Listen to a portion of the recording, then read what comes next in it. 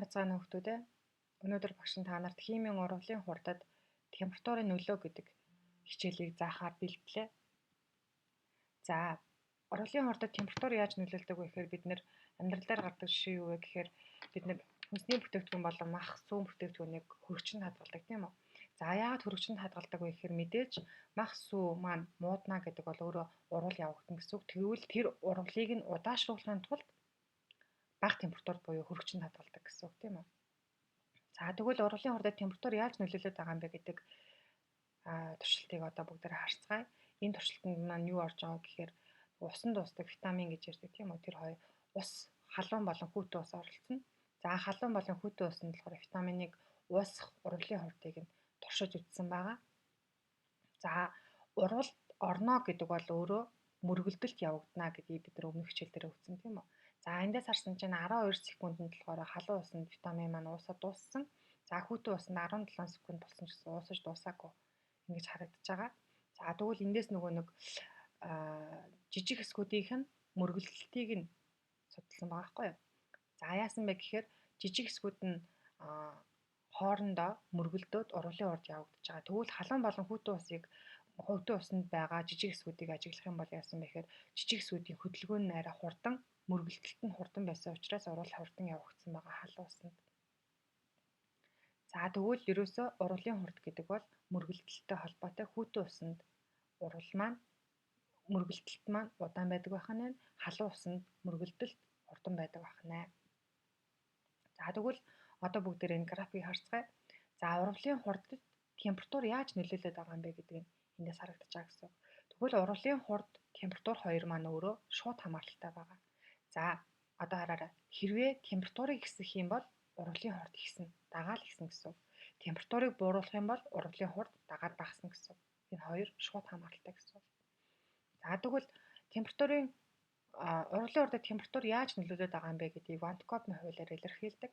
За Ван де Копийн хууль гэдэг маань өөрөө ямар хууль байдаг вэ гэхээр хэрвээ урвалын орчны температурыг 10 градусаар нэмэгдүүлэхэд тухайн урвалын хурд нь 2-оос 4 дахин нэмэгдэнэ гэсэн юм хууль байгаа. Тэгвэл Ван де Копийн хуулиар илэрхийлсэн томьёо маань ямар томьёо байдаг вэ гэхээр B2-ыг байх нь B1, B2 бол эцсийн температур дэх урвалын хурд нь, B1 нь бол анхных нь урвалын хурд нь гэсэн. За энэ өөрөө юутай тэнцвэг байдаг вэ гэхээр энэ болохоор гамма. За гамма гэдэг бол урвалын хурдны температурын коэффициент гэж байгаа. Тэгвэл T2-аас T1 нь болохоор температурын зөрүү байгаа. Энийг байх нь 10. За энэ маань болохоор зэрэг гаммагийн зэрэг болж орно гэсэн. Тэгвэл одоо яадаг вэ гэхээр багш нь одоо нэг жишээ адилцгаая. Ван де Копийн хуулийг ашигласан бодлого бодож үзцгээе бүгдээрээ. Эхний маань бодлого юу байсан бэ гэхээр температурын коэффициент нь 2-тэй тэнцүү. Урвалын температурыг 40 градусаас 100 градус хүртэл ихсэх бол урвалын хурд хэд дахин ихсэх вэ гэж байгаа байхгүй. Тэгэхээр яасан бэ гэхээр бид нар Ван де Копийн хуулийг илэрхийлсэн томьёогоо бичиж мэдээж нэгдүгээр. За тэгэхээр хүүхдүүд ингэж аатна. B2-ыг байх нь B1 гэж аахгүй. Энэ болохоор 2 урвалын хурд гарч ирж байгаа байхгүй. Хэрвээ өгүүлбэр дотор чинь урвалын хурд нь өгөгдөж дахиад урвалын хурдыг олоо гэсэн тохиолдолд болохоор та нар энэ B2 урвалын хурдтайгаар олно гэсэн. Ямар нэгэн урвалын хурд өгөөгүй байж зүгээр урвалын хурдыг нь олоо гэсэн байвал та нар юу гэж бодох вэ гэхээр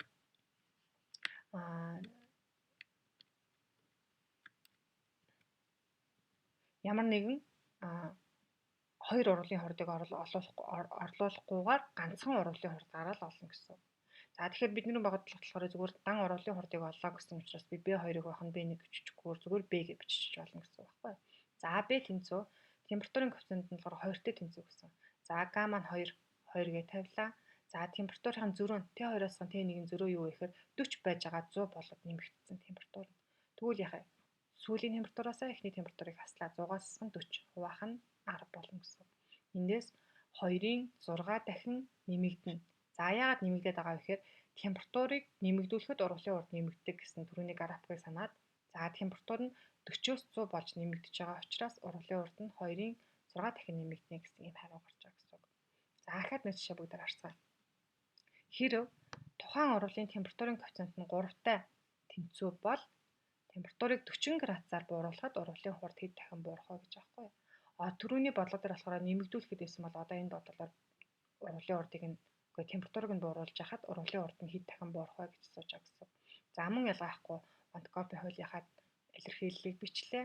За Зүгээр урлагийн хурдыг ол гэсэн учраас багш нь болохоор B2-ыг ухаана B1-ийг нь болохоор ганц B гэж илэрхийлж байгаа гэсэн. B тэнцүү температурын коэффициент нь 3 гэдэг өгөгдсөн. Y нь буюу гамма нь 3 гэдэг өгөгдсөн. За 3 байлаа. T2-оос T1-ийг нь болохоор одоо яасан бэ гэхээр зүгээр 40 градусаар бууруулсан гэсэн учраас багш нь 40-оос T гэж авч үзэж байгаа. Хэрэв хоёр температур өгөгдсөн байсан бол та нар зөрүүг нь олно гэсэн. Энд дэр нэг л температур өгөгдсөн байгаа учраас би 40-оос T гэж үзэж байгаа байхгүй хуваах нь 10. Эндээс харах юм бол 3-ын 4 дахин буурна. Температурыг бууруулсан учраас ургуулын урд маань буурна гэсэн үг. За ахин нэгэн жишээ авъя. Нэгэн ургуулын температурыг 50 градусаар ахиулахад ургуулын урд нь 1024 дахин ихснэ гэж байгаа. Тэгвэл энэ ургуулын хурдны температурын коэффициентийг олно гэж байгаа. За энэ дэр одоо юу өгөгдсөн байна гэдгсэн чинь 50 Цельс температур нь өгөгдсөн. Ахиулахад ургуулын хурд нь 1024 дахин ихснэ. Одоо ургуулын урд нь өгөгдчихсэн. Одоо харин температурын коэффициент буюу та нар гаммаг нь олно гэсэн үг байхгүй юу?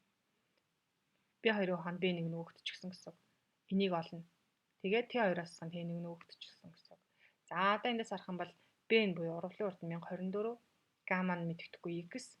За тэгвэл температурын маань зөрүү юу вэ гэхээр мөн ялгаахгүй. Энд нэг л температур өгсөн байгаа учраас багш нь шууд зөрөө нь 50 гэсэн. 50-аас T буюу хуваах нь 10. Тэгээд 1024 буюу X-ийн 5 зэрэг гарч байгаа гэсэн. Тэгвэл одоо энэ зэргийн чанар ёсоор яах вэ гэхээр 1024 гэдэг бол 4-ийн 5 зэрэг гэсэн үг тийм үү? Тэгвэл X-ийн 5 зэрэгээ зэргүүд нь адилхан байгаа учраас X тэнцүү 4 буюу температурын коэффициент нь 4-тэй тэнцүү байна гэсэн үг.